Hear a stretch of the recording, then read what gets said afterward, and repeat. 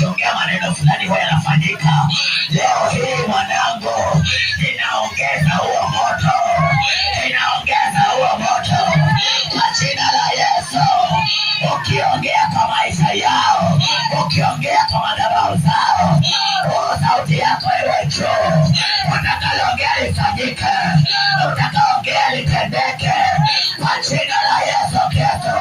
Kama kuna watu wanakuzuia, nasema na anga zao leo, nasema na anga zao leo, wajue kwamba unatiwa nguvu, wajue kwamba unatiwa nguvu. Simama na uende mwanangu, simama na uende mwanangu, usiangalie mahali huko, simama hapo mahali ya uende. Ingia katikati yao, ingia katikati yao, wakufahamu kwamba uko na nguvu, wakajue kwamba umeponywa, wakajue